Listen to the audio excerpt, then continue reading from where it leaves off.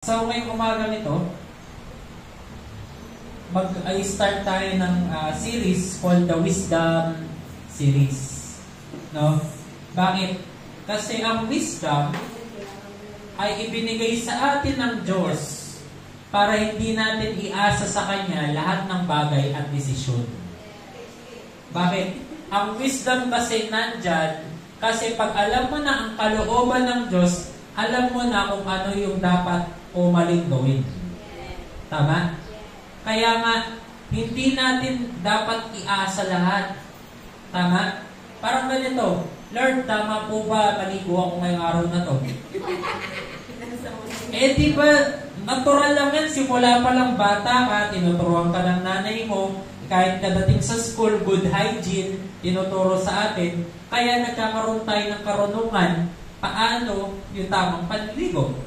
Tama? Pero tandaan ninyo, ang maling na ituro ay magiging maling kaisipan. Tama? For example, mali yung pagturo ng magulang paano mag-toothbrush yung anak.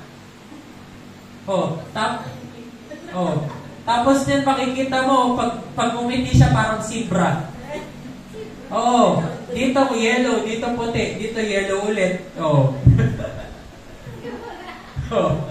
Pag lumala, green. Fill in the blanks na. Tapos, sisisihin ka pa ng mga, ganyan mo kasi tinuruan mami mag-toothbrush, yan tuloy. Yung ito, nabumi, ito, hindi. Bakit? Kasi maling paniniwala, ay maling katuruan, ay nagiging maling kaisipan, at maling paniniwala. Kaya nga, kinabit po natin itong Wisdom Series para ma-correct po yung mindset natin. Kasi kapag ano man yung mali dito, ginagawa po natin. Tama? Para yung mga pamahiin. Mali yung naituro dito, ginagawa natin. Kaya ngayon, kada dadaan na black na pusa, hindi ka pupunta ng church. Kadaming black na pusa dito. Kung yun lang yung dahilan para hindi ka makapunta ng simbahan, mahirap po yun, kailangan natin baguhin yung pag-iisip natin. And ang wisdom ay actually hindi po mabigat na bagay yan. Bakit? Kasi ang wisdom is binigay sa atin para matuto ka paano mamuhay bilang isang mamamayan ng kaharian ng Diyos. Amen? Kasi idinala niya yung kaharian niya dito sa lupa sa pamamagitan ni Kristo Jesus. Inintroduce yan ni Jesus. Ngayon, ipinapangaral yan sa buong daigdig ang gospel of the kingdom of God. Ngayon, ang tanong, kung dumating ang kaharian dito, paano ako mamumuhay? Tandaan mo si Jesus, ano siya? Ang ilaw, daan, katotohanan. Walang makakapunta sama kung hindi dahil sa Kanya. So kung daan siya, merong pupuntahan na lugar. Tama po ba? Ngayon, kung dinaanan mo siya at nakapasok ka doon sa lugar na yun, ang tanong, paano ka mamumuhay doon? Doon naman papasok din si Jesus. Bakit? Kasi si Jesus, habang siya ay namumuhay din sa lupa, namumuhay din siya sa kaharian ng Diyos. Kaya nga, dinemonstrate niya sa mga tao paano mamuhay. Kaya, hindi po exemption si Jesus. Kasi, natukso din siya. Tama? Pwede naman siya magkasala. Pero hanggang kahuli-hulihan, hindi siya nagkasala. So, ibig sabihin, pwede kang mamuhay sa kaharian ng Diyos na hindi ka nagkakasala. Kaya nga, nandito po tayo sa build on wisdom. Kailangan natin i-build yan. Kaya nga sabi ni John the Baptist, work out on your own salvation daily. Kaya nga araw-araw, wino-work out natin yung kaligtasan natin. Okay. Pupunta po tayo sa Daniel chapter 12. Actually, isa po itong pangitain kay Daniel. Ngayon, ano pagkakakilala natin kay Daniel? Nasa'yo na ang lahat. Ay, hindi pala. Ano yan eh? Siya yung tinapon sa mga leon. Tapos, ano nangyari? Nalapa ba siya? Ay, ginawa siyang samgip ng lion? Hindi. So, nagpadala ang Diyos ng anghel. At yung anghel na yon, pinatikom niya yung mga bibig ng mga leon na hindi man siya sinaktan. Actually, pwede ka man, kahit hindi nakatikom ng bibig mo, pwede kang kalputin eh. Pero dahil may anghel siya doon, may nagagwardya sa kanya, hindi siya ginalaw ng isang buong araw. Habang yung mga tinapon doon katapos ni Daniel, na malayo pa lang daw, kapasok pa lang nila doon sa bungangan ng kuweba, linapa na sila. Kaya nga, makikita mo na yun yung buhay ni Daniel. Ngayon, makatapos nung nangyari yun, nagkaroon siya ng pangitain tungkol sa mga huling araw. Okay? Pero sabi dito, sa panahon yun, darating ang dakilang anghel na si Miguel, ang makapangyarihang pinuno at tagapagtanggol ng bansang Israel, at magkakaroon ng matinding kahirapang hindi pa nangyayari kailanman. Sounds familiar? Diba? Na-discuss natin yun nung nakaraan. Nasabi niya mismo ni Jesus, may darating na mga sakuna na hindi pa nakita sa mundong ito. Matinding kahirapan na hindi pa nakita sa mundong ito. Ayan, siya sabi din ni Daniel. Si Jesus sa New Testament, si Daniel si Jesus sa New Testament, si Daniel sa Old Testament. Ngunit, sabi niya dito, maliligtas ang kababayan mong ang pangalan ay nakasulat sa aklat ng Diyos. Napakakipo nun, bakit kababayan? Ang tanong, actually, dyan nga nagkaroon ng problema si Pedro, si Mateo, at yung mga unang disipulo. Bakit? Kasi sabi nila, maliligtas lang ang bayang Israel.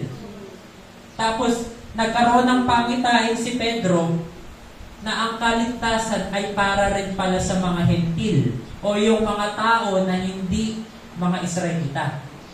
Tayo, mga hentil tayo. Hindi tayo mga Israelita. No? Hindi tayo nandun sa bayang pangako. Pero, ang pangako ng Diyos ng kaligtasan ay para din sa atin. Ngayon, kapag tinanggap mo si Jesus bilang Panginoon at tagapagligtas, pumupunta ka mula sa dati mong kultura papunta sa bagong kultura. Sa dati mong kaharian na pinamumugaran ni Satanas, ngayon lumilipat ka sa bagong kaharian. Pumapasok ka doon sa pintong yun. Ngayon, nagkakaroon ka ng bagong bayan. Kaya nga sabi niya, wala.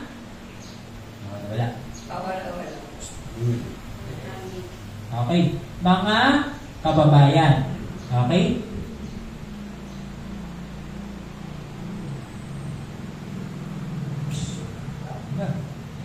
Madudulin yung mga tayo mo. Ganyan. Okay. Goods?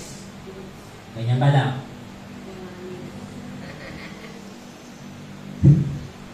Okay. Kaya sabi mga kababayan, mong sa pangalan ay nakasulat sa aklat ng Diyos. So, ibig sabihin, kapag lumipat ka dun sa kaharian ng Diyos, automatic ka, alam niyo, pag pupunta ka sa patay. Diba sinusulat mo yung pangalan mo, may logbook. Yun ang bibigay ng donation. Isipin mo na lang, namatay na yung dati mong pagkatao, ikaw yung pinaglamayan, tapos pumasok ka doon sa kaharian, mayroong logbook doon, isinusulat doon yung pangalan mo, pero hindi ikaw yung nagbayad para makapasok ka. Ang nagbayad ng pangalan niya, si Jesus. Ngayon, So, ibig sabihin, lahat ng nasa bayan ng Diyos, nasa kaharian ng Diyos, ay nakasulat sa libro ng buhay. Okay? O aklat ng Diyos. Ngayon, sabi, muling mabubuhay ang maraming namatay sa lahat ng panig ng daigdig. Ang iba ay sa buhay na walang hanggan, at ang iba namay sa kaparusahang walang hanggan. Ayan, napakalinaw po na kahit sa lumang tipan, totoo ang langit at totoo ang impyerno. Kaya nga, nasa atin lang kung anong pipiliin natin. Tama? Tapos, ang marurunong na pinuno ay magniningning na gaya ng liwanag sa langit, at ang mga umaakay sa marami sa pagiging matuwid ay sisikat na parang bituin magpakailanman. Ngayon, hindi ka lang basta pumasok sa kaharian. Tama? Dahil naging mamamayan ka doon, natural lang gusto mong mag-akay ng mga tao patungo doon sa kaharian na yun. Kasi, wala naman ikaw lang pinagpapala. Ikaw lang yung malaya. Ikaw lang yung masaya. Ikaw lang yung maayos yung pamilya. Ikaw lang yung gumaganda yung kabuhayan. Hindi. Isama mo yung mga tao. Ano gagawin mo? Una, aakayin mo sila. Tama? Kasi kung hindi mo sila kayang pamunuan, aakayin mo sila. Pero sabi ng Panginoon, pag-aakay pa lang, may gantimpala na. Kaya umaakay sa marami ay sa pagiging matuwid ay sisikat na parang bituin magpakailanman. Kaya na nakikita mo pag bituin, nakikita ng marami. Tama? Kaya nga yung mga artista, ang tawag natin sa kanila, mga star or mega star. Bakit? Kasi nagniningning sila at nakikita ng maraming tao. So, ibig sabihin, merong positions sa langit na pwede mong magampanan. Bakit? Isipin mo lang ganito, logical na lang. Kung hindi ka mapagkakatiwalaan ng Diyos sa kanyang mamamayan dito sa lupa, paano kanya pagkakatiwalaan sa kanyang mamamayan sa langit? Kaya nga, kung corrupt ka dito, huwag mong expect nandun ka. At huwag mong expect din na ikaw pa rin ang presidente dun. Baka mamaya, kung presidente ka dito, janitor ka dun. Pero ako mas gusto ko na maging janitor dito, pero maging akong presidente dun. Bakit? Kasi at least marami akong naidala sa kaharian niya. Hindi ko sinasabing paramihin ng tao dito. Hindi. Kahit sa ibang simbahan, kaharian, magkakasama tayo. Kaya nga, minsan, kahit nasa hospital ako, may pinag-pray akong tao, may alam po akong church doon, punta po kayo doon. Bakit? It's the kingdom of God. No? Kaya nga, mga kapatid, no, umaakay sa marami sa pagiging matuwid. Hindi mo makikita, inaakay sa marami patungo sa church. Oh. Although maganda naman, dinadala nyo sila dito. Bakit? Nakakarinig sila ng mensahe para sila ay tumuwid. Pero, ina-expect ng Diyos na ikaw ang magturo. Inaakay mo sila eh.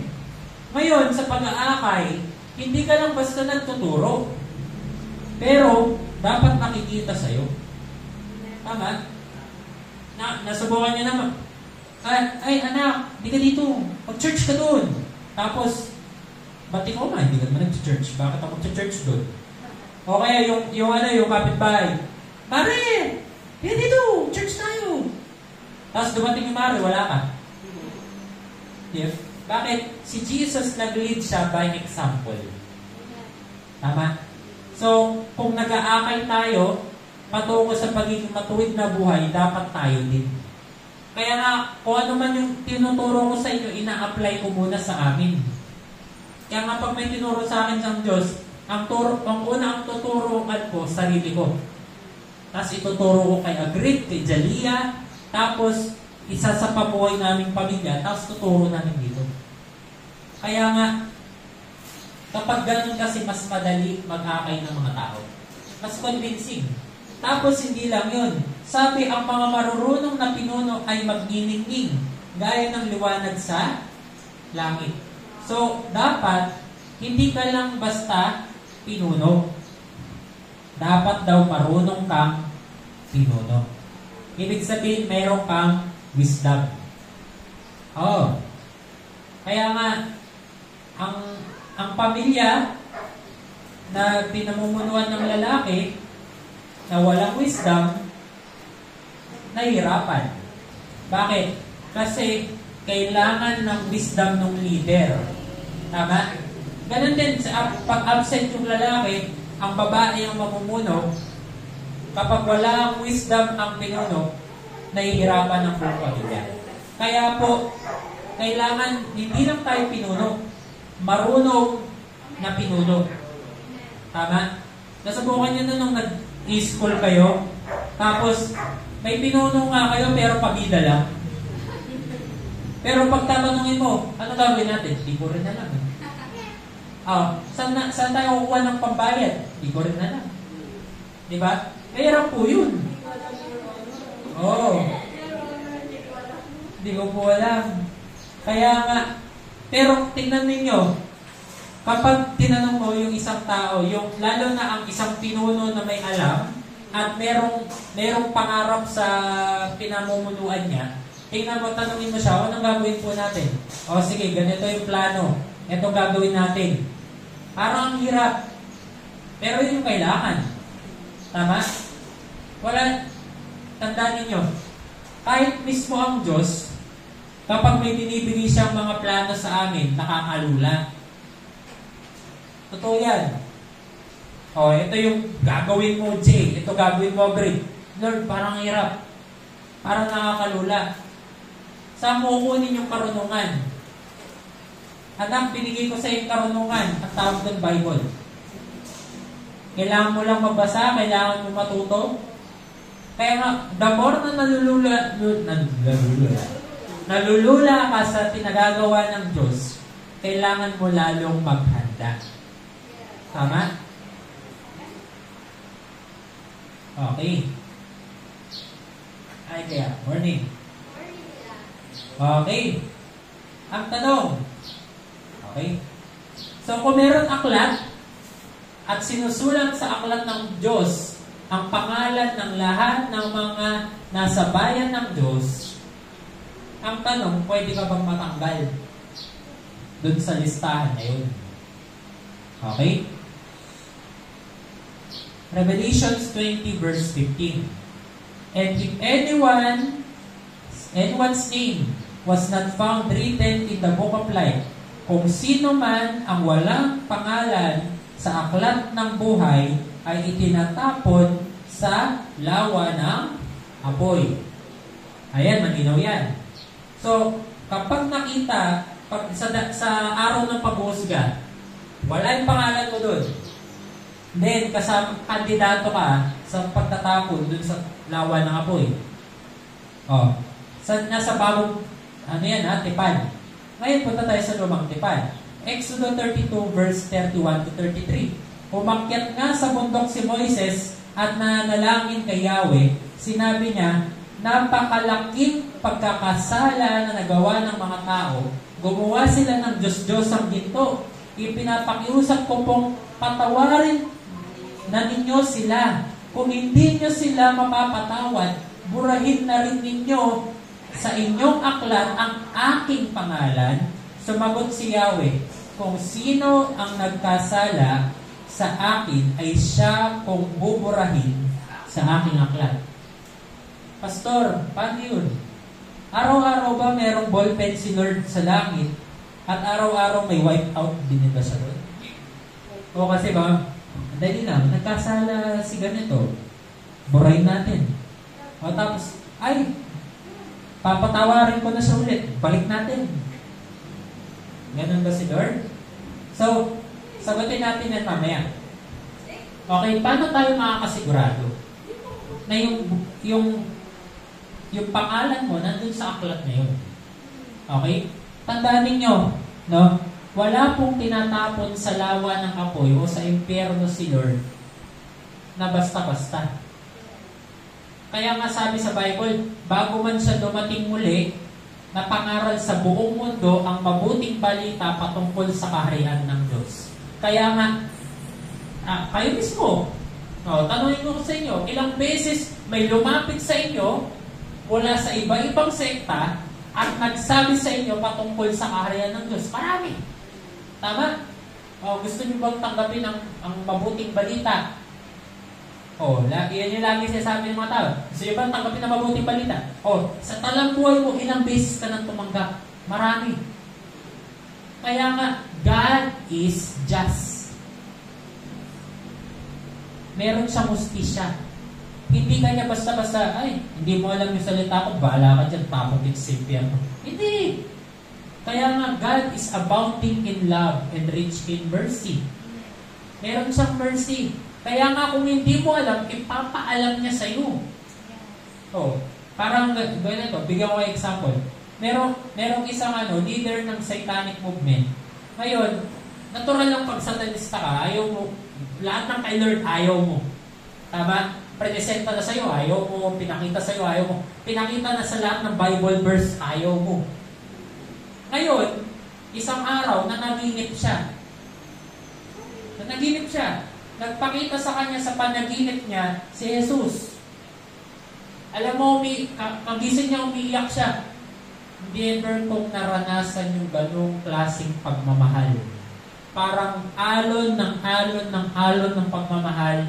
At kagising ko, ang gaan ng pakiramdam ko, payapang-payapa ako. At ang unang ginawa ko, umalis ako sa pagiging leader ng satanista. Naniwala siya. Hindi, babae. Si John kasi, high ranking.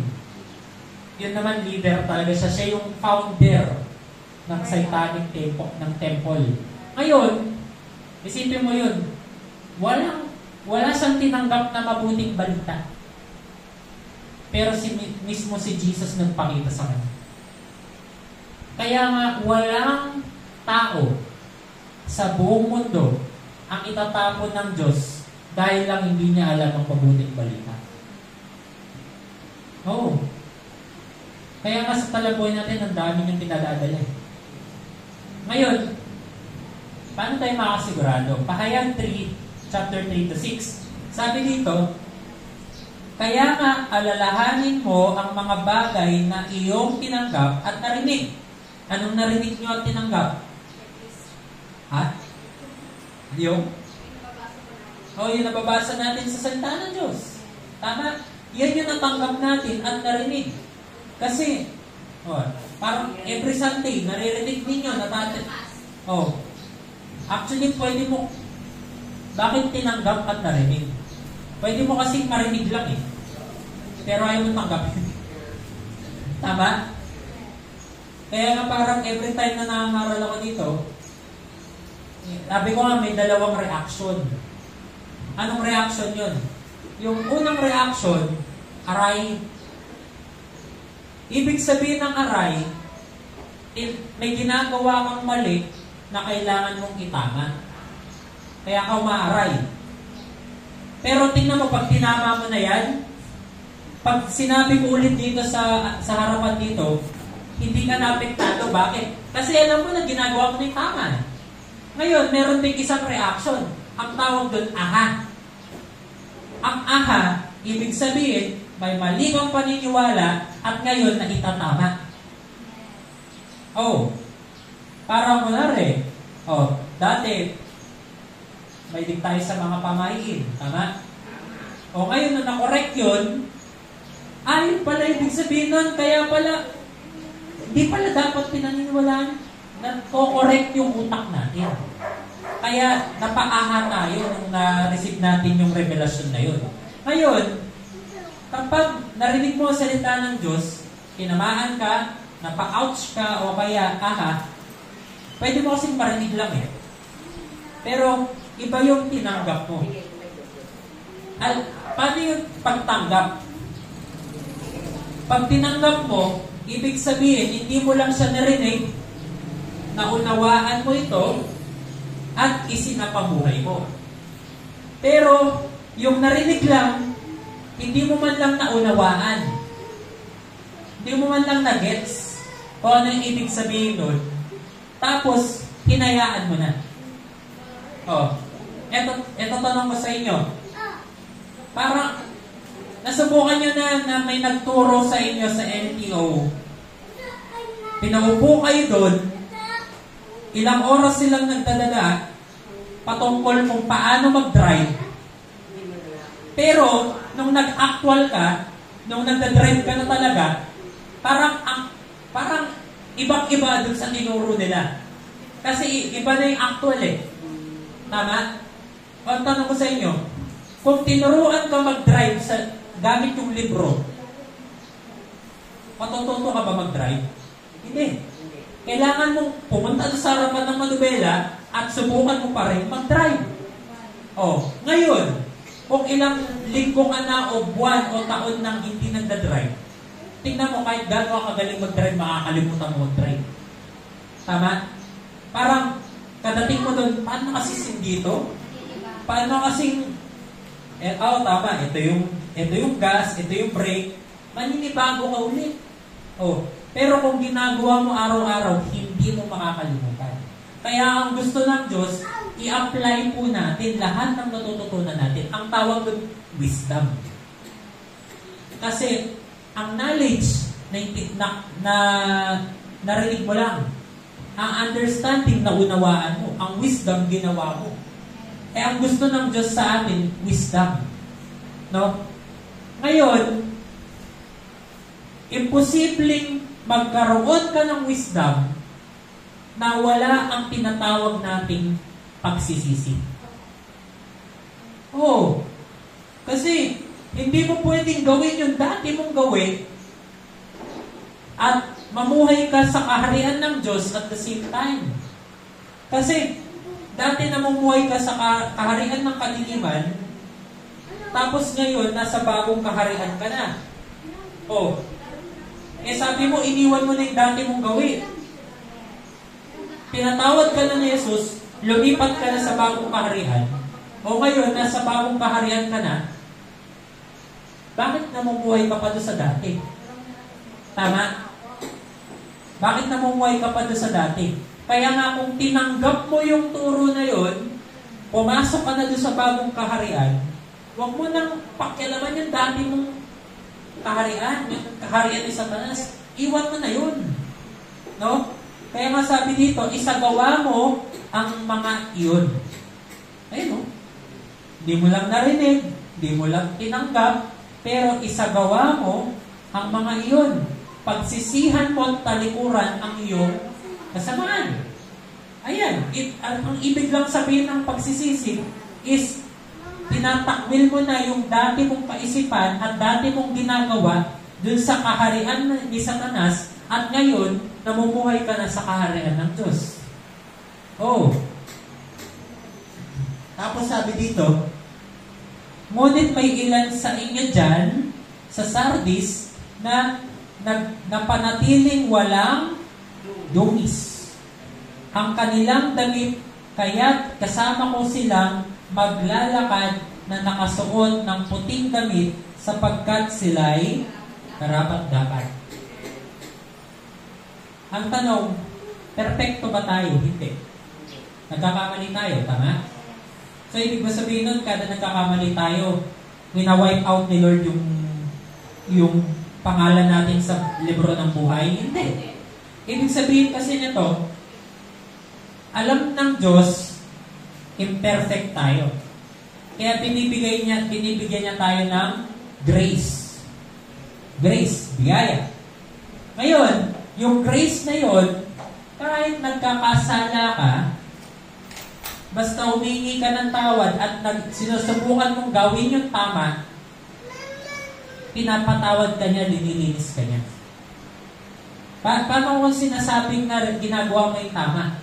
Kaya nga araw-araw sinasabi ko, importante binabasa mo ang salita ng Diyos. Bakit? Yan kasi yung lumilinis sa atin.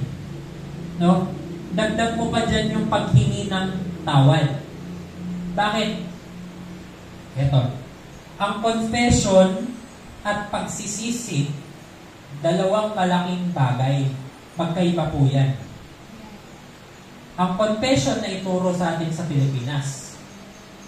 No? Nasa Bible naman yun. Pero ang gusto kasi ng Diyos, hindi lang confession. Pero ang gusto niya, pagsisisi. Tama? Ang confession, ganito. Lord, patawarin niyo po ako sa aking mga kasalanan. Wala namang masama doon. Papatawarin ka niya. Totoo yun.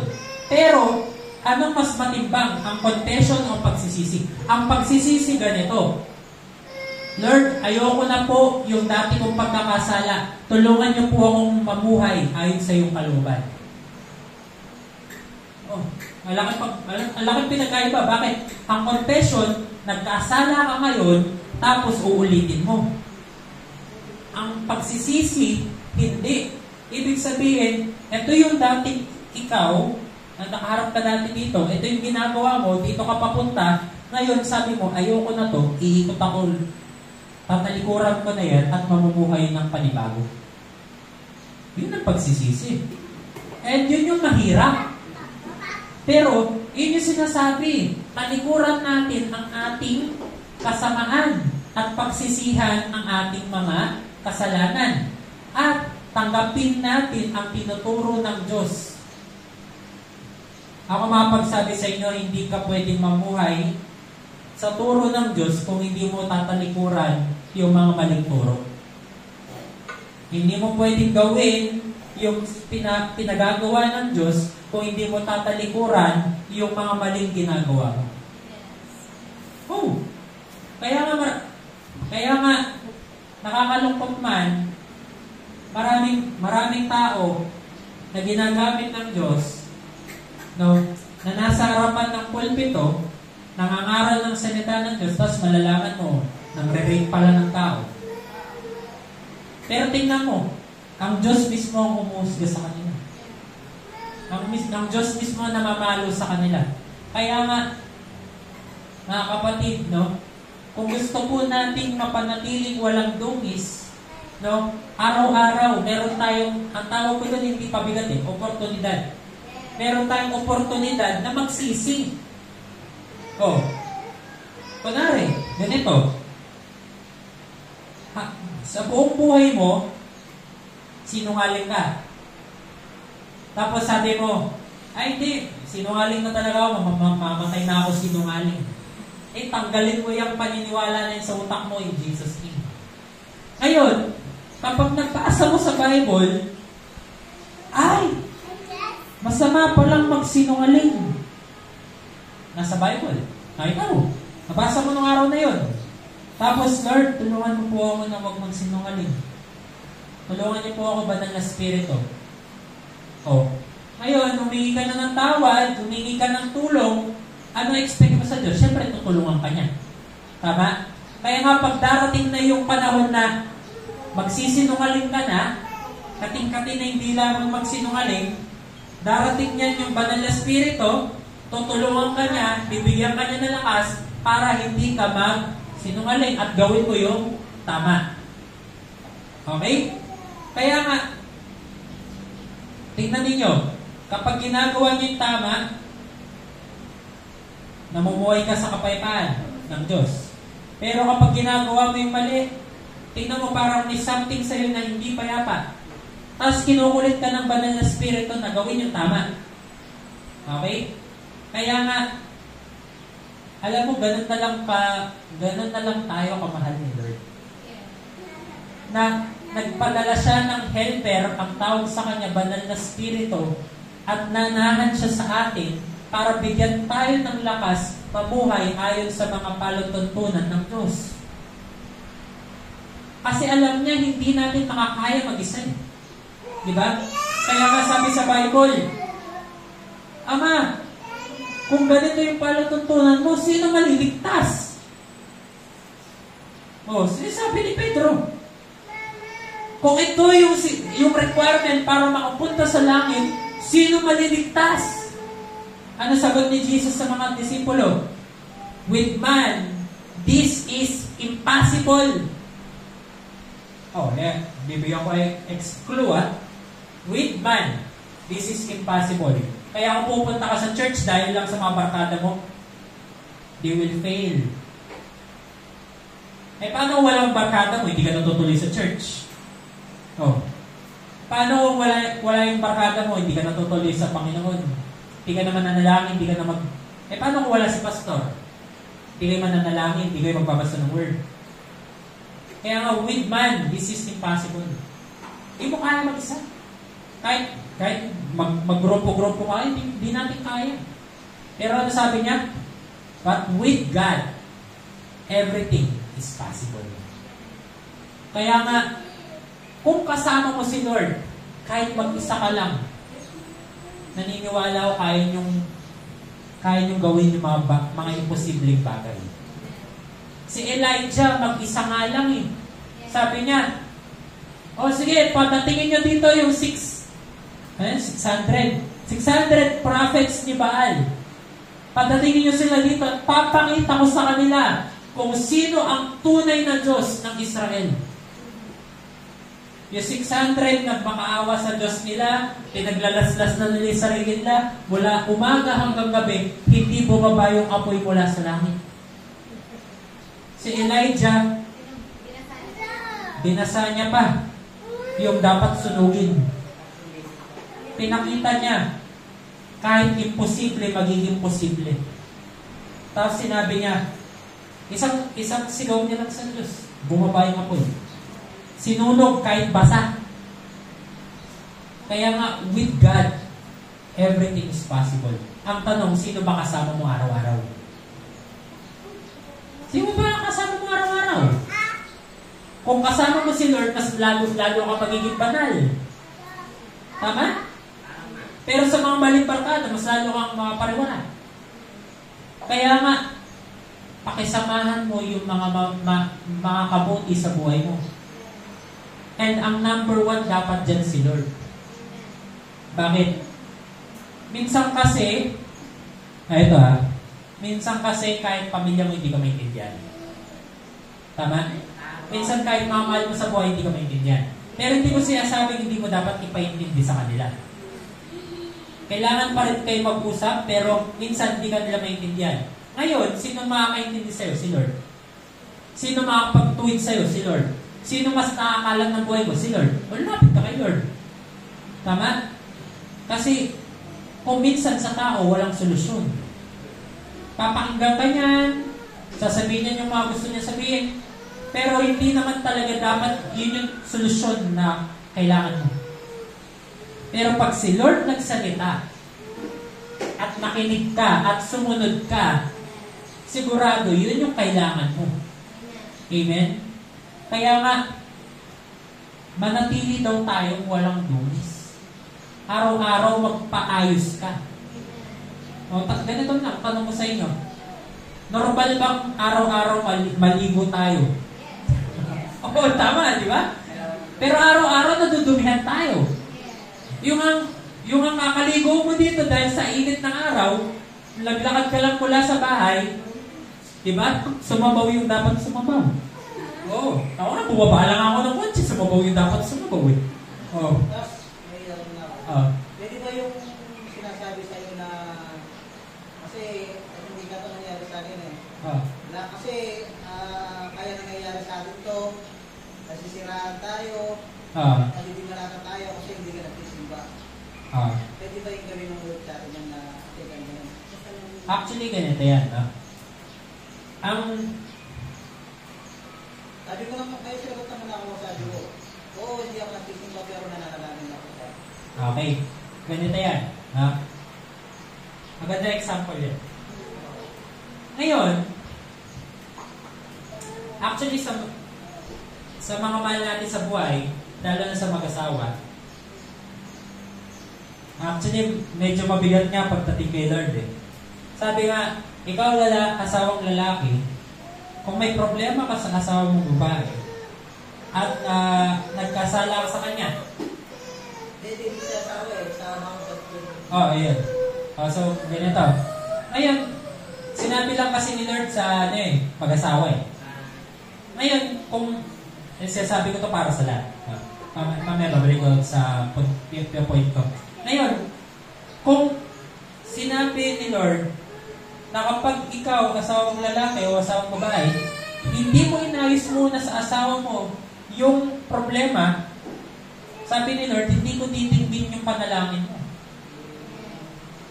Oh, ibig sabihin, kailangan mo na siyang lumapit, magpatawad, magkausap kayo, bago ka, kasi, eto pwede kasi pumunta sa church, pero nag-away kayo. Mahirap yun. Kaya kami kahit minsan ginugulo kami ng kaaway, we make sure na bago kami humarap sa Diyos, nagkausap kami. Kasi mahirap kang gamitin ng Diyos kung medyo mabigat yung puso mo. Ngayon, balik ako sa tanong. Kung, okay, hindi ka nagsisimba, pero nanalangin ka. Oo. Sinasabi ko naman, sabi ko nagsisimba ako, ibang.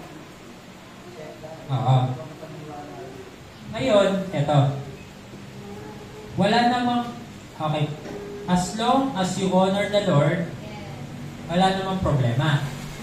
Okay? Pero ito make sure, ako kasi, pwede naman kasi ako magsimba sa ibang sekta. Pero hindi sa lahat ng sekta.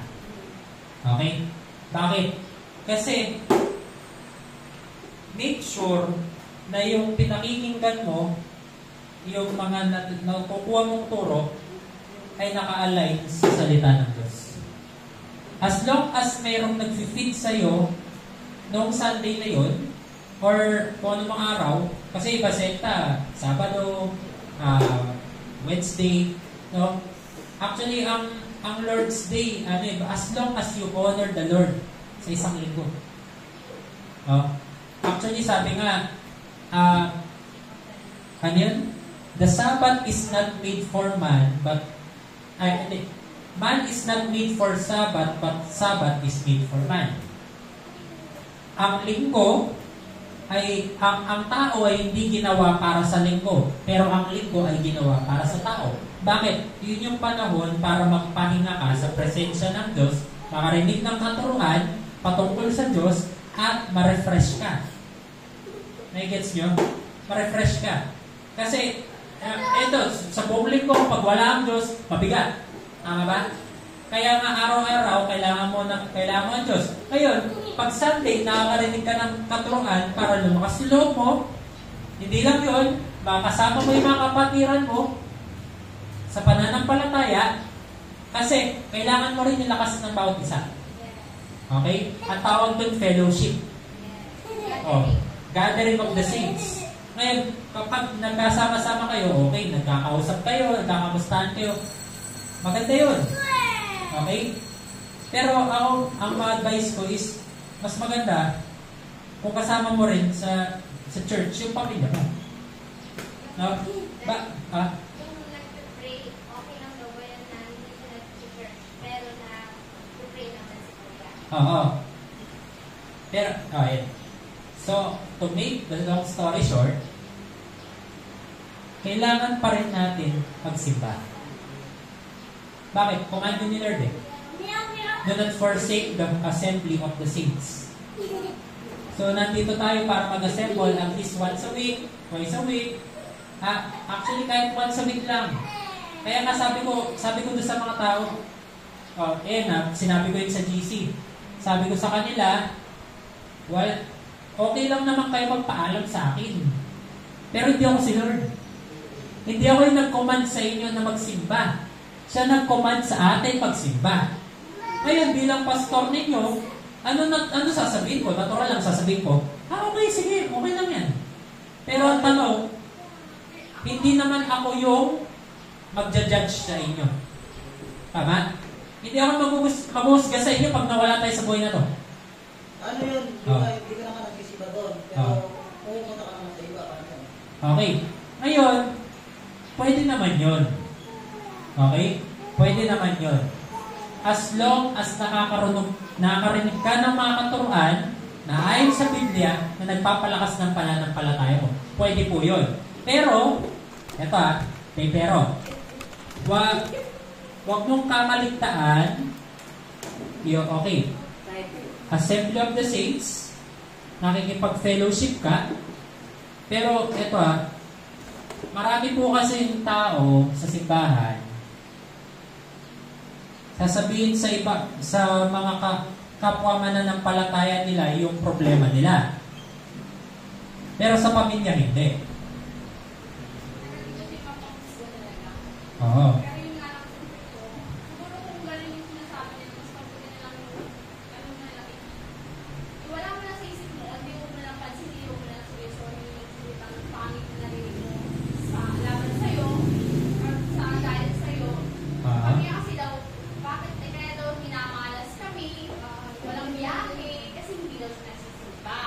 Hindi nila alam, hindi nila nakikita, nagsisimba siya sa ibang simbahan. At nananalamin siya na hindi niya na kailangan paano sa kanila.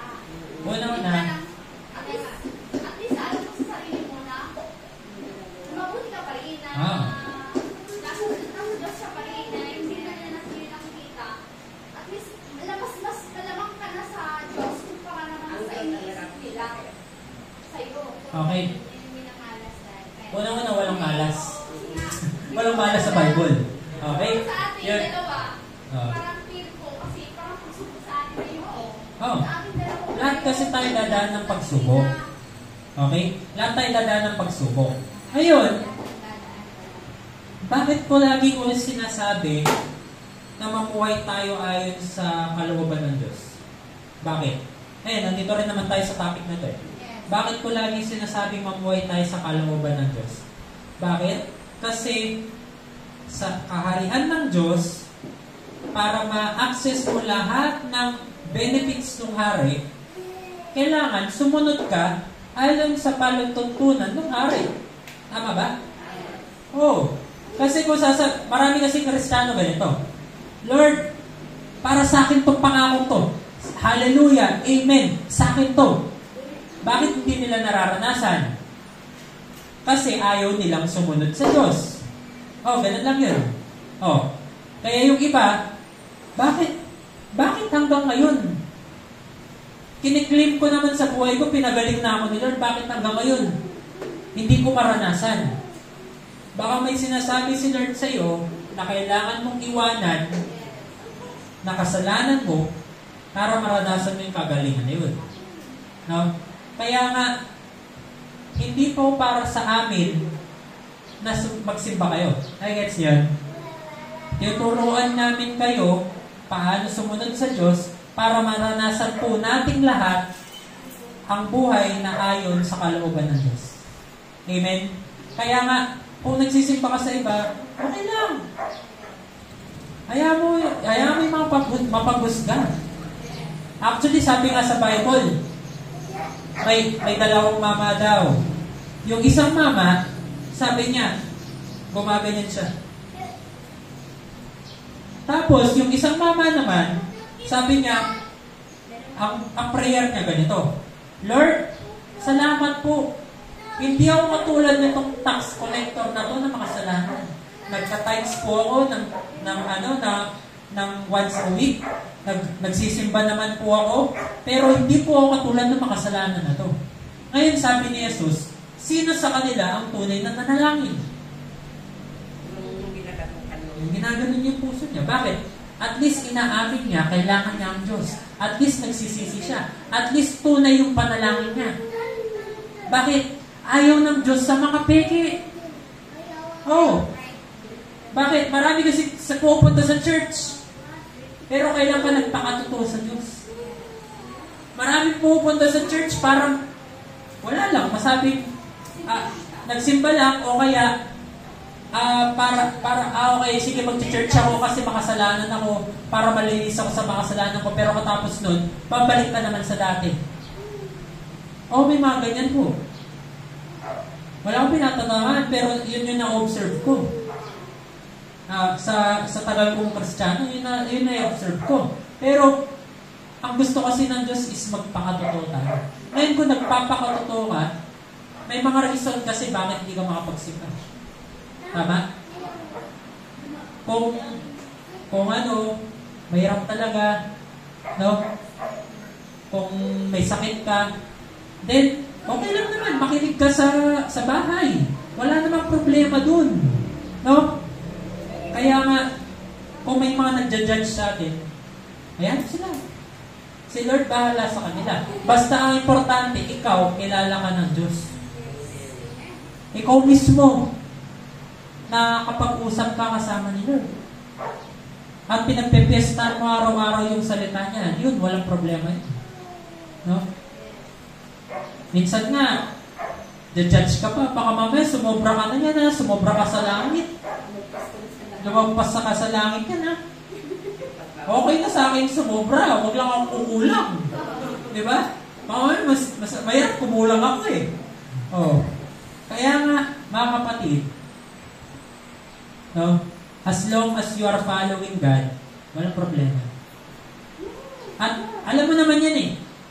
Sa puso mo, may magsasabi sa iyo kung tama yung ginagawa mo. Walang problema dyan. No? Kaya nga, ayaw na sagot ko yung tanong mo kaya. Ayan. So, manatili daw tayong walang dungis. Tapos sabi dito, ang magtatagumpay ay dadamitan ng puti at hindi ko kailanman bubarahin sa aklat ng buhay ang kanyang pangalan. Anong magtatagumpay? Kaya nga, ang tawag sa atin ni Lord, more than conqueror eh. Bakit? Kasi expect niya, sabi niya sa buhay na ito, sa buhay na ito, magkakaroon kayo ng mga problema. Magkakaroon kayo ng mga suliranin. Tama? Sa mundong ito. Pero ano sabi ni Lord? But take heart. Magpakatatag kayo. Bakit? Kasi I have overcome the world. Kaya nga, titingnan tayo ni Jesus as more than conqueror. Bakit? Kasi nga, pinagtagumpayan na niya ang mundo. At sino ba kasama mo? Si Lord. Oh. So kung kasama mo si Lord, matatagumpayan mo ba yung problemang yan? Oh! Siyempre! Pansamantala lang yan. Ha? Kaya nga, praise God. Oh, tingnan mo na lang yung isang buong araw. Ngayon may liwanag, mamaya may dilim. Hindi nananatili yung dilim sa mundong ito. So kung yung dilim naglalaho din at darating din yung liwanag, darating din yung pagpapala ng Diyos sa buhay mo. Yung mga problema niya, sulit, pansamantala lang yan. Yung kinakapos ka ngayon, pansamantala lang yan. No? Yung naiingit ka ngayon dahil yung iba may bagong sakyan, okay, may bagong bahay, pansamantala lang yan. Darating din yung para sa iyo. No? Luma na lang yun sa kanila. No? Oh, huwag kang susuko. Pumapit ka sa pananampalataya. No? Ang masaklap kasi, alam niyo ano masaklap? Yung iba, hindi pa nila nakikita yung pangako ng Diyos, sumusuko na. Kaya tingnan niyo si Abraham. Ano sabi ni Abraham? Sabi ni ng Diyos kay Abraham, hindi, magkakaroon ka ng anak. Ano sabi ni Abraham? Paano ako magkakanak? Matanda na kami pares, menopause na nga yun kasi. Oh, sabi nga niya, ang pagkakaling tulad nga ni Abraham, yung sinapupunan ni Sarah ay parang patay na. Paano ba kami magkakanak? Tapos sabi naman ng Diyos, hindi magkakanak ka, Abraham, at pararamihan ko ang supling mo kasing dami ng bituin sa langit. Tapos, na-board si Abraham. Na-board siya. Paano kaya mangyari to? Kailan kaya mangyari to? Ano sabi ni Sarah sa kanya? O sige, para magkaroon ka ng supling, sumiping ka dito sa alipin natin na si Hagar. Oh, ito namang si Abraham. Talaga, darling? Pwede? Oh, sinipingan naman ito. Oh, nagkaroon nga sila ng anak. Ang pangalan niya si Ismael. Mula sa lineage ni Ismael, nagkaroon tayo tuloy ng problema. Mula sa kanya, lumabas ang mga Muslim.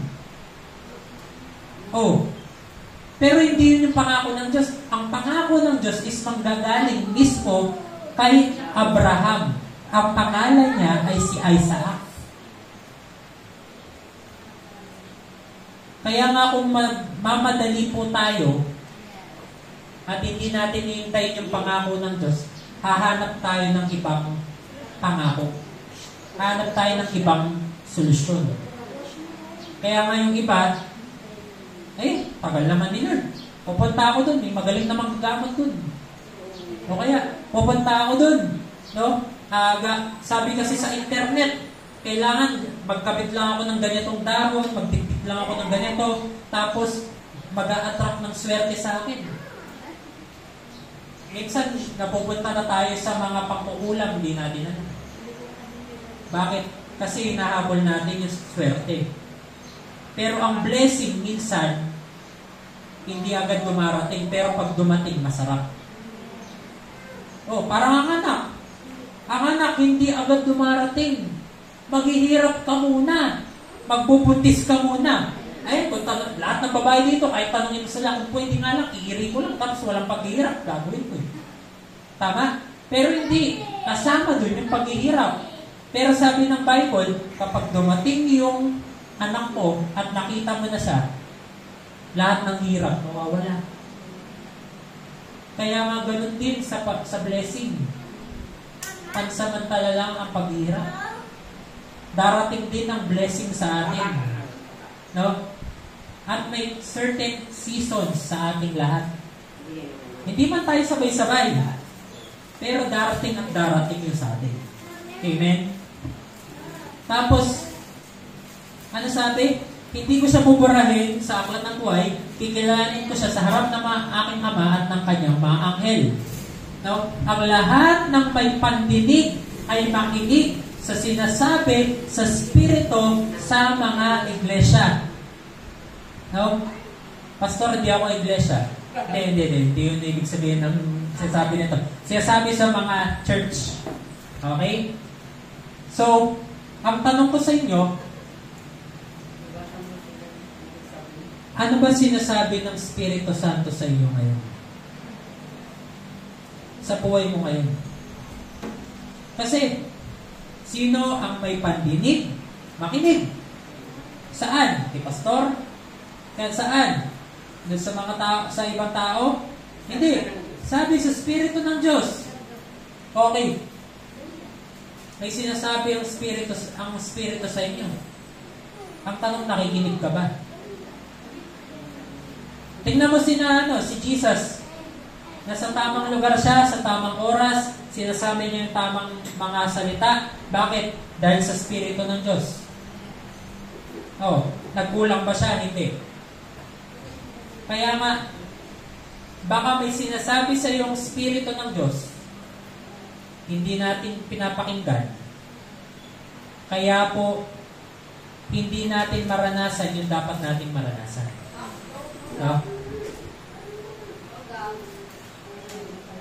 Tapos sabi dito sa Lucas 10:16-22, sinabi ni Jesus sa kanyang mga alagad, nakikinig sa inyo ay sa akin ay nakikinig, ang nagtatakwil sa inyo ay nagtatakwil din sa akin, at ang nagtatakwil sa akin ay nagtatakwil sa nagsugo sa akin. No? Kaya nga po, eto, siguro first time nyo marinig sa akin. Ayoko kasing sinasabi ito kasi maraming minister ng Diyos ang ginagamit ito para sa kanilang sariling kapakanan. Pero, kailangan Bakit? Kung pinadala ka ng Diyos para mangaral ng salita niya, nandyan ka bilang mangangaral ng Diyos. Tama po ba? Ngayon, kung mangangaral ka ng Diyos, natural lang na wala kang ipapangaral sa harapan ng pulpitong ito na hindi galing sa Diyos. Tama? So kung doon mo lang pwedeng sabihin itong verse na to. Kung nakikinig sa inyo, sa akin ay nakikinig. Ang tanong, lahat ba ng tatayo dito ay nagsasabi ng tawang katotohanan at katotohanan lamang at nanggagaling lahat ng sinasabi nila sa salita ng Diyos? Okay? Tapos, kaya nga, kami po, Pag medyo may duda ako kung ano yung dapat ko sasabihin, pag-usapan pa namin yan. Sasabihin ko pa doon sa mga ibang pastor yan. Bakit? Kung may duda, ayaw ko sabihin dito. Bakit? Matindi pananagutan ko sa Diyos. No? Pero kapag kung ano lang yung pinapasabi ng Diyos, yun ang sasabihin ko dito. Bakit? May pananagutan ako. Ngayon, yung mga hindi nakikinig at mas masaklap, yung mga nagtatakwil, sila ay may pananagutan din sa Diyos. Bakit? Pinadala ako ng Diyos eh. Ganon din po kapag nangangaral na rin kayo. Darating yung araw, padadala kayo ng Diyos. Hindi natin alam kung saan, hindi natin alam kung kailan, pero ang sigurado ko ay lahat tayo dito ay kagamit-gamit sa Panginoon. At padadala ka ng Diyos upang mangaral. At pag mangangaral ka na, sabi nga ng Bible, mas stricto ang paghuhusga sa atin ng Diyos. Okay? Tapos sabi, masayang-masayang bumalik ang 72, inulat nila sa Panginoon, kahit po ang mga demonyo ay napapasunod namin dahil sa kapangyarihan ng inyong pangalan. Sinabi sa kanila ni Jesus, nakita ko parang kidlat na hulog si Satanas mula sa langit. Tapos sabi dito, ano sabi? Binibigyan ko kayo ng kapangyarihan tapakan ang ahas at mga alakdan at daigin ang lahat. Pakibasa. Daigin ang dali lang. Kung dinadaig pala natin ang lahat ng kapangyarihan ng kaaway, bakit natin hinahayaan ang demonyo maglapastangan sa buhay natin? Oh. Yung kasi ibang Kristiyano, ay, Diyos ko, ano kayo nangyari sa anak ko? Bakit ganito? Ay, baka mamaya, ano kayo nagawa? Ang dami nating iniisip, napupuno tayo ng takot. Pero sabi ng Diyos, binigyan niya tayo ng kapangyarihan upang tapakan lahat ng kapangyarihan ng kaaway. Kasama ba doon ang karamdaman? Oo. Kasama ba doon ang kahirapan? Oo. Kasama ba doon ang kaguluhan ng pamilya? Oo. Kasama ba doon ang kasalanan? Oo. Lahat pwede mong tapakan. Lahat ng kapangyarihan ng kaaway. Kaya nga dapat walang kapangyarihan ng kaaway sa iyo.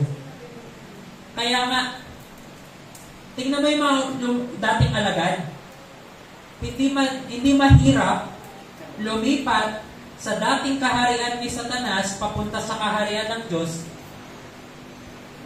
kasi pinanindigan nila. Kasi pinanindigan nila. Tingnan mo, kaya nga sabi nila kay Pedro, bakit ganito? Hindi ba mangingisda lamang sila?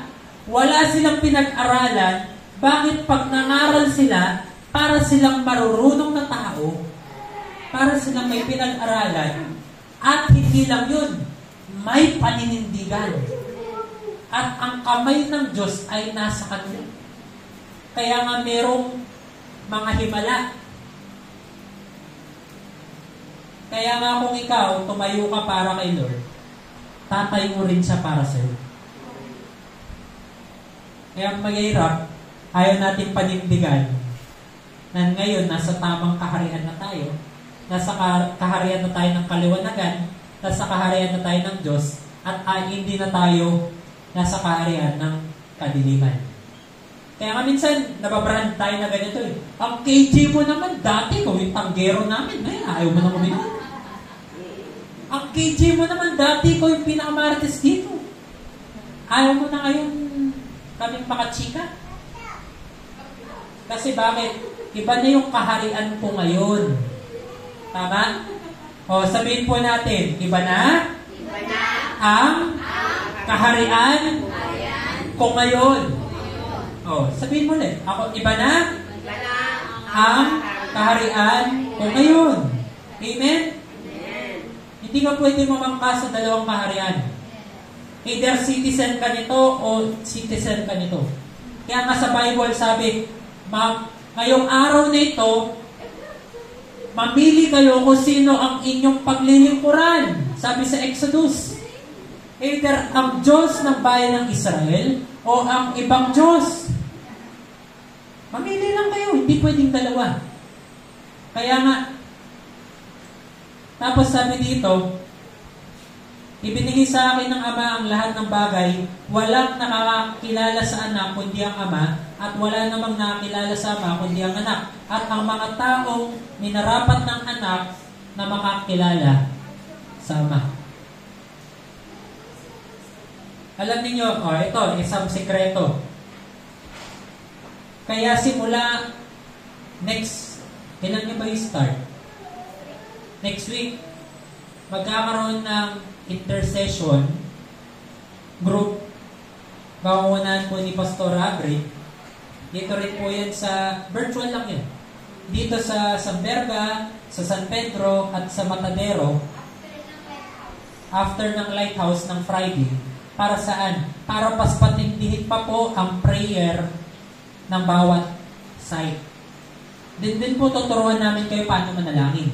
Ngayon, bakit ito importante? Tingnan ninyo. Ang taong minarapat ng anak na makilala sa Ama.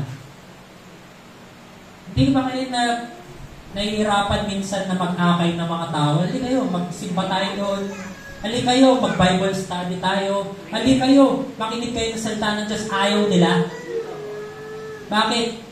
Kasi, ang pagpapakilala ni Kristo ay hindi nanggagaling sa atin. Nanggagaling sa Kanya. So, anong dapat natin gawin? Mahalin natin sila at manalangin tayo. Para saan? Para yung kaharian na yun ay maranasan nila. Para ang kaharian na yun ay tanggapin nila. Amen? Kaya napaka-importante ng pananalangin.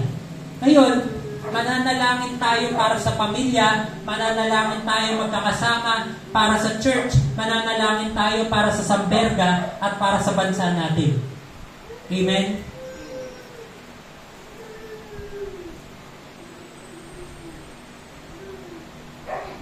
So, i-end ko muna dun sa thought na yun. Itutuloy ko lang itong sa ibang araw. Ngayon, i-end ko dito. A book for a book. Gusto mo may sulat sa buklat ng buhay kasi ayaw mo matapon sa impyerno. Pero ang tanong, willing ba tayong sumunod ayon sa instruction ng Diyos? Tandaan ninyo ganito. Minsan ang appliances, pag binili mo yung bagong appliances, ang unang tinatapon natin yung box at yung box kasama doon yung warranty at kasama doon yung instruction. Bakit? Minsan ayaw nating basahin yung instruction paano gamitin yung appliances at pag nagkaloko-loko na yung appliances, doon pa lang natin babalikan yung instruction. Tama ba? Nandun yung instruction para gamitin mo ng maayos at magamit mo ng mabuti yung appliances at ma-maximize mo yung appliances. Tama ba? Kaya minsan nagtataka ka, bakit ganito? Nagloko yung appliances ko, tumaas yung kuryente ko, kasalanan ng appliances. Hindi, kasalanan mo. Bakit? Hindi mo binasa yung instruction. Ganun din po sa kaharian ng Diyos. May instruction binigay ang Diyos para umayos yung buhay natin na nasa Kanyang mga salita. Na kung hindi po natin ito babasahin, hindi po natin ito mapapakinabangan.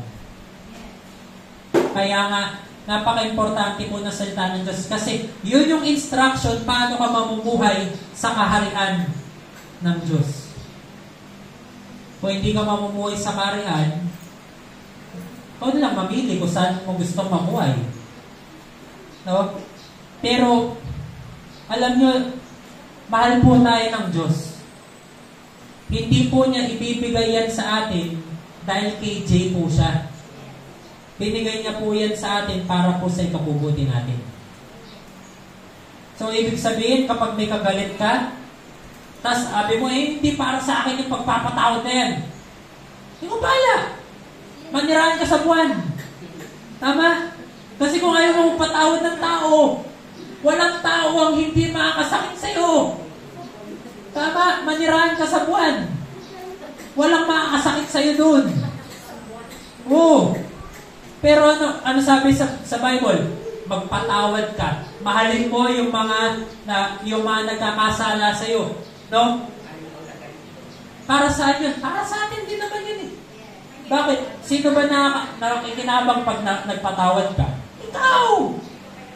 Oo. Bakit? Yung ba makagalit mo, may mangyari ba sa kanya sa kakagalit mo? Wala! Sa kabugnot mo? Wala! Sa hindi mo pagpapatawad? Wala. Ikaw lang nahirapan. Kaya sabi ng Diyos, magpatawad ka, magmahal ka. Para sa iyo din yun. Tama? Kaya nga, lahat yun para sa atin. Tama po ba? Oh. Kaya nga, wag natin tawagin kay JC Lord. It's all for our good. Amen? Ngayon, in-announce ko po last week na meron po tayong intentional discipleship bootcamp. Actually, ni-start na namin last Tuesday. Diba? Yung vision at saka time management. Naayos nyo naman po.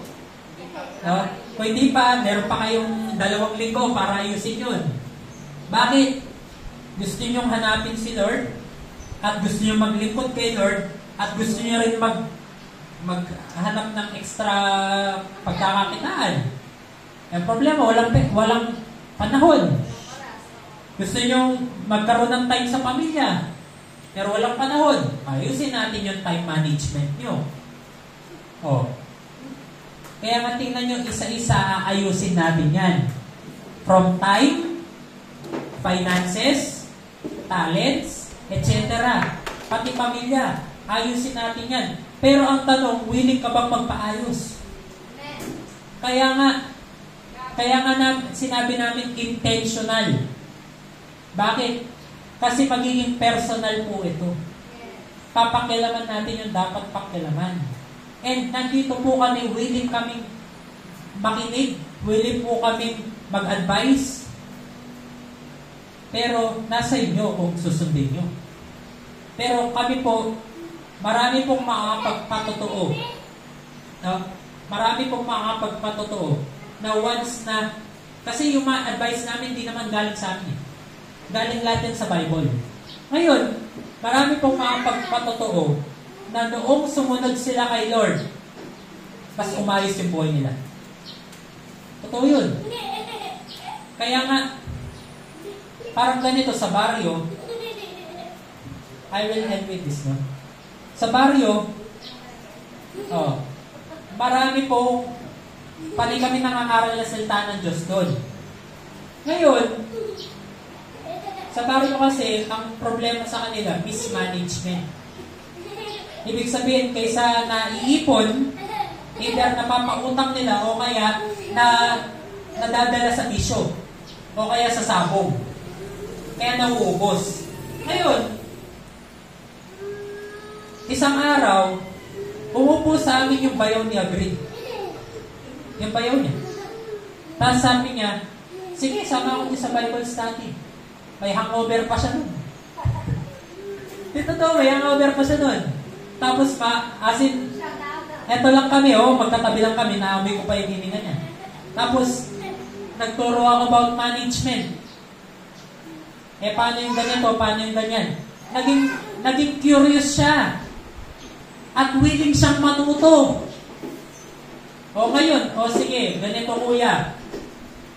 Kung tatanggalin mo lang ito, at ipaprioritize mo ito, ako mapasigurado sa inyo, makakamit nyo yung pinapangarap nyo. Ano ba yung pangarap mo? Gusto ko kasi magpatayo kami ng bahay. Pero ayoko mag-abroad kami. Kaya yan. Kaya yan. Kasama natin si Lord. Prioritize lang nilang mag-asawa. Pinagtulungan nila. Anong unang ginawa nila? Tinanggal muna nila yung mga maling tao sa buhay nila. Ibig sabihin, umalis sila sa mga taong nag-aaya ng bisyo. Umalis muna sila doon sa mga negative na tao. Kahit minsan, pamilya pa nila, pansamantala lang naman eh. Kasi negative nga eh. Toxic. Liyayon mo nila. Nag-focus muna silang ayusin yung pamilya nila. Nagtulungan silang mag-asawa. O, ngayon nakatayo na yung bahay nila. Malaki pa doon sa mismong main house nung sa compound ni Nagrid. Yun yata yung pinakamalaki. Yung pa yung pinakamaganda. Kasi nakabakal na. Oh, tapos tawag dito, sliding window pa. Oh, sa baryo, ganun. Tapos nakapagpatayo ka ng ganun. Ano lang naman yung trabaho nila. Yung lalaki, ano kasi yung trabaho nito dun? Maintenance sa Sogo. Yung babae, kapitbahay. Tama ba? Kasi nagano na kasi ati damin. O kasambahay. O, sorry. Kasambahay. Dati kasama siya siya sa house. Basta kasama siya sa bahay. Housekeeping siya dati, ngayon nasa kasambahay. O, housekeeping siya dati sa Sogo. Pero ngayon kasambahay siya. Ngayon, pinagtulungan nila. Tiniis muna nila na yung mga anak nila, pinapalaga muna nila kasi nagpapalitan sila. Pero pag nandyan sila, pinagtutulungan nila kung sino yung mag-aalaga. O, yung lalaki, araw-araw mula Sogo, dyan sa Tarlac, sa San Sebastian, nagtatravel pabalik ng San Pedro, halos 1 hour, mumotorin, para lang makasama yung mga anak, at saka matutukan yung mga anak. Tapos, bago siya bumalik dito sa Tarlac sa umaga, sisiguraduhin niyang nakaprepare na lahat ng kailangan ng mga bata. Hindi biro po yun. Pero tingnan ninyo, tumayo sila doon sa mga palutuntunan ng Diyos.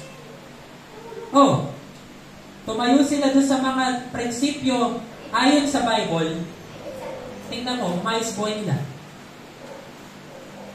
Pero kung titingnan mo, umiinom pa ba si Kuya? Oo. Ano pa ba? Pero isipin mo, binawasan niya lang, umayos buhay niya. Binawasan niya lang yung mga balik tao, umayos buhay nila. Tumayo lang siya doon sa tama, umayos buhay nila. What more kung tuluyang inayos nila, nagpaayos mo sa Diyos. Kaya lahat para sa pakinabang natin. Amen? Kaya nga, parang ganito, lagi kong inaano, hindi naman si Lord ang high-blooded kapag sinabi niya huwag kakain ng baboy. Tama? Tayo lang, sinabi niya man yun para rin sa pakinabang natin. Oh. Kaya nga, mga kapatid, lahat ng sinasabi natin is para sa ikabubuti natin. Amen?